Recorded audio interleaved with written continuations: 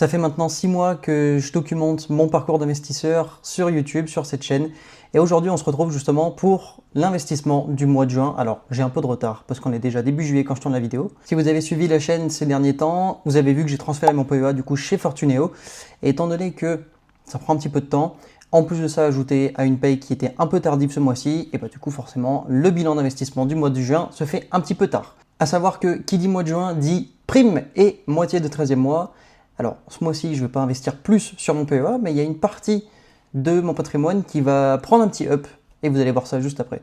Du coup, on se rejoint tout de suite sur l'ordinateur et sur Fortuneo pour faire cet investissement du mois de juin. Bon, bah sans transition aucune, nous voilà sur le PEA.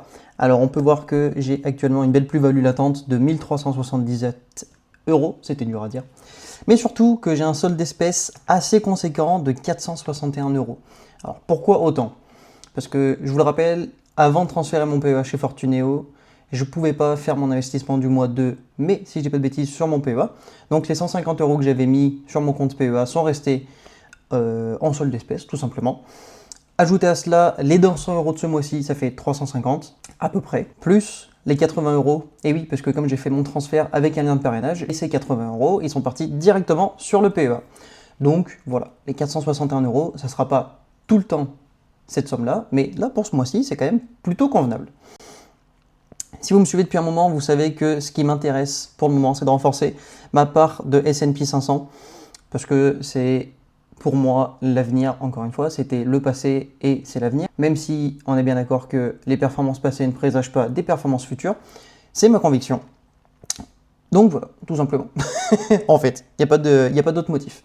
Du coup, c'est la première fois que je passe à un ordre sur Fortuneo, donc on va découvrir ça un petit peu ensemble. Donc on est sur la ligne ici du S&P 500, on va faire le petit bouton acheter. Et donc là, on va faire un achat au comptant, effectivement. Le montant, eh ben, on a dit qu'on avait 461 € à peu près. On va acheter au marché. Ça fait 13 431. Et ben c'est parfait. Ça nous fait une quantité du coup de 13 ETF. Pour ce mois-ci, c'est quand même pas rien, étant donné que d'habitude j'achetais plutôt entre 5 et 6 ETF en fonction du montant. Là, 13 ETF d'un coup, ça va vraiment être un gros boost d'un coup sur mon allocation du S&P 500. Hop, on va passer sur le valider. En fait, j'ai l'impression que c'est assez rapide. On se retrouve avec du coup le récap, le PEA avec mon numéro, la quantité, le sens, c'est-à-dire l'achat au comptant, au marché, etc. etc. Jusque-là, rien de bien nouveau.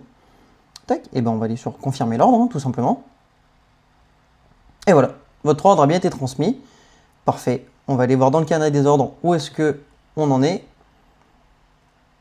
Et du coup, dans le carnet des ordres, on voit que l'ordre a été exécuté, c'est parfait. Et maintenant, du coup, que l'investissement est fait, tout simplement, et ben on se retrouve sur le fichier de suivi patrimonial que vous pouvez télécharger dans la description de la vidéo. D'ailleurs, pour avoir le vôtre. Et donc, on va aller dans la page PEA. Vous voyez que j'avais déjà, du coup, rajouté ici le total des dépôts. On va aller dans le tableau des ordres. Ici, donc, on a fait l'investissement aujourd'hui. On a fait un achat du S&P 500. On a acheté 13 parts, il n'y avait pas de frais, étant donné que sur Fortuneo, tout ordre de moins de 500 € est fait sans frais, et c'est aussi, et surtout pour ça que je suis passé du coup chez ce courtier-là. Et du coup, le cours, si je dis pas de bêtises, était à 33,229.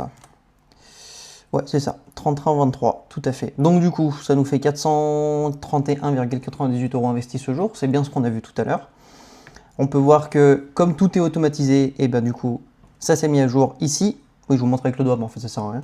Donc ça s'est mis à jour ici, le PRU a été modifié, sachant que les taux avaient été modifiés déjà au préalable avant de tourner la vidéo. Donc voilà, vous avez compris le principe, on est bien à 88 parts détenues, etc. etc.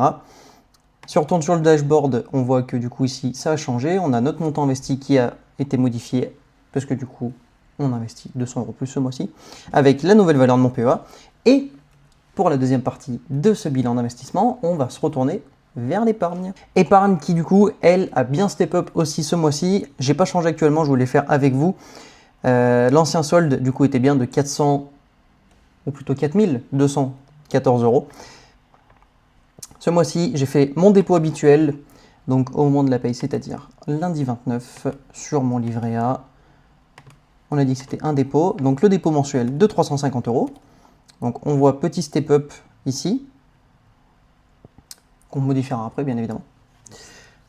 Et du coup, en plus de ça, quand j'ai reçu ma paye, je vous l'ai dit en début de vidéo, c'était le mois de la prime. La prime, elle est coupée en deux parties. Pour ceux qui n'avaient pas déjà suivi, et je vais faire un petit rappel du coup, j'ai une partie en novembre et une partie en juin. La partie de novembre, c'est théoriquement la plus grosse partie. Ce mois-ci, cette année, j'avais l'impression que c'était un peu 50-50. En gros, j'ai touché 1000 € net de prime. Ce qui fait que il y a à peu près 66% qui va partir ici. Et le reste que je vais garder pour vous, indirectement, parce que du coup, j'ai acheté une nouvelle caméra. Et oui, ça y est, j'ai fini de filmer avec mon téléphone. C'est peut-être la dernière vidéo que je tourne d'ailleurs avec mon téléphone. J'ai acheté une caméra, la DJI Osmo Pocket 3, si je dis pas de bêtises. J'espère qu'elle sera bien. J'ai eu que des bons retours pour le moment de personnes qui l'utilisaient. Donc on verra dans les prochaines vidéos comment sera le rendu. Ce sera sûrement meilleur. En tout cas, voilà. Il y a la grosse partie qui sera ici, dans ce dépôt. Donc c'était bien un dépôt que j'ai fait. On est bien d'accord. Pourquoi ça m'a ouvert cette fenêtre? J'en sais rien, on s'en fout. Et du coup, le dépôt, il est, je dis à peu près 66%, j'ai un peu exagéré. En gros, sur les 1000 €, j'en ai gardé 330 pour la caméra. Ce qui fait que c'est à peu près 650 €. Voilà. En gros, c'était ça. Donc du coup, vous voyez que le total déposé ici, il est à 5288, mais c'est pas tout à fait le montant qu'on a, parce que je vous rappelle que fin avril, on avait fait des retraits pour finir les vacances à Madrid. D'ailleurs, en parlant de vacances, au moment où tu verras cette vidéo, je serai peut-être déjà à Madère, parce que je pars mardi 7. Je sais pas quand est-ce que ça sortira exactement, sûrement dimanche, du coup le 5. Mais en tout cas, il y a de grandes chances que quand tu vois cette vidéo, je sois tranquille à Madère en train de faire des randos. Du coup, voilà. Tout à fait. Donc, on va ajouter à ces 4214, 650 et 350.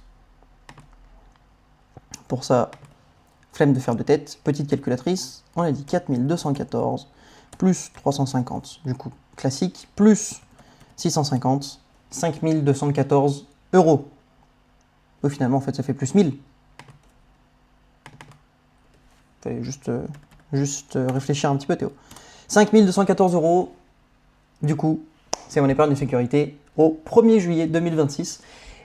Et si on revient à la vidéo de la semaine dernière, si je dis pas de bêtises, enfin pas la semaine dernière, mais tu as compris, de la dernière vidéo publiée sur la chaîne, l'objectif des 6 mois d'épargne de précaution à hauteur de 6000 €, ça semble un peu compliqué, mais je t'avais dit que j'avais des petites surprises, et ça y est, du coup, cette prime-là, cette partie de cette prime-là, eh ben, c'est un peu une surprise, justement, et c'est ce qui va m'aider à pouvoir aller au bout de ces objectifs et pouvoir même faire mieux que les objectifs, que ce soit sur le PEA ou sur le Trésor, encore une fois.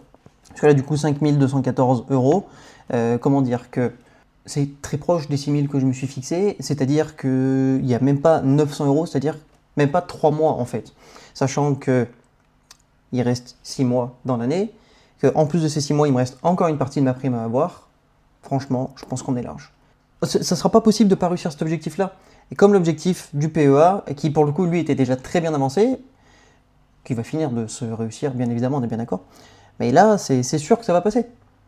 Enfin, sûr, on n'est jamais sûr de rien. Mais on a quand même mis de grandes chances de notre côté.